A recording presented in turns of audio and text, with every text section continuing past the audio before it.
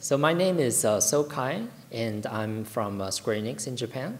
And we're here to present our latest work in VR, which is bringing Japanese manga into the VR space.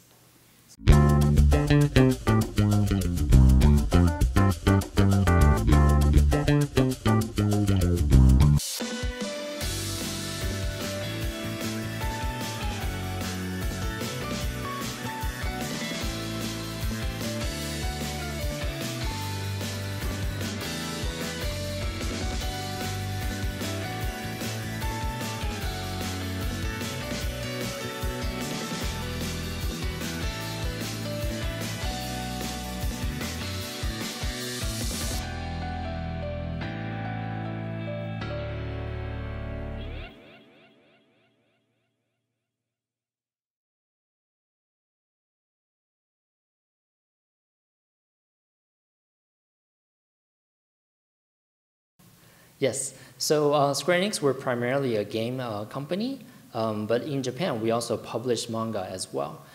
So with the arrival of VR technology, we wanted to see if we can merge the content from the VR world, and by using our game technology, we want to bring these stories into life.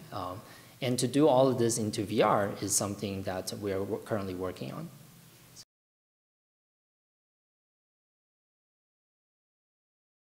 So first of all, bringing manga into VR, this is something quite new for our company. I think it's something that many other companies have attempted as well, but we are very confident that our approach is very, very unique. So this is something that we're currently trying to differentiate ourselves from other products on the market. So how this project came about, first of all, we don't believe that users are going to completely move away from paper-based manga into VR. We believe that they are going to coexist. So this is something that we want to build upon. We do believe that a lot of the users preferred book form. We also believe that there are a lot of users that like something that's more immersive, something that's more dynamic, and that's something that VR can totally offer. We also believe that there are some very, very core fans of the titles that they want to watch in both versions and see different things.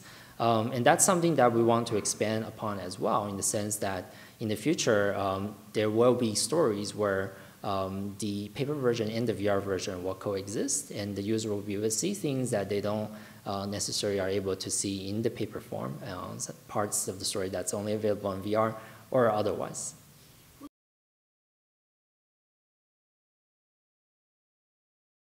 So manga is something that's enjoyed by all kinds of people, not just in Japan, but worldwide. I don't think there's any specific age group. There's no male or female separations. So we think that currently for VR, though, it is mainly focused on hardcore gamers at the moment. So what we want to do is to bring this kind of content that everyone can enjoy into VR as well, just like how manga is enjoyed by people of all kinds.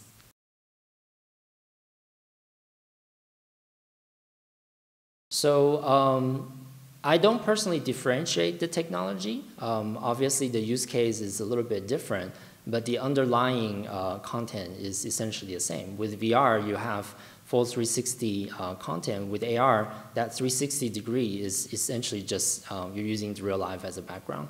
So the underlying technology is the same. So I don't think there's any difference, but I think the question is maybe which one is going to be the more highly adopted. So I don't really have an answer to this. If I knew the answer, I think yeah, that would be amazing. Yeah. So, but I do think that depending on the kinds of devices that's going to come out in the future, and also the kind of content that's going to come out for both. I think both of these factors are going to drive adoption rate. So I think that at least for our project, we're going to try to make content that can take advantage of both. We don't want to limit ourselves to just a single use case. So that's how we are approaching it.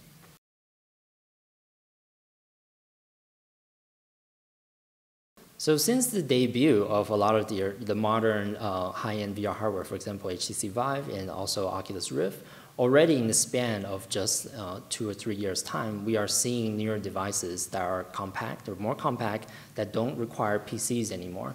So you see how fast hardware is evolving already. And I do believe that going forward, we're going to see more devices that are more powerful, that are even smaller than what we have currently. So I do believe that at some point in time, we will see devices that are probably built into your everyday items, like the glasses that you wear. You will be able to access AR and VR content anywhere, anytime.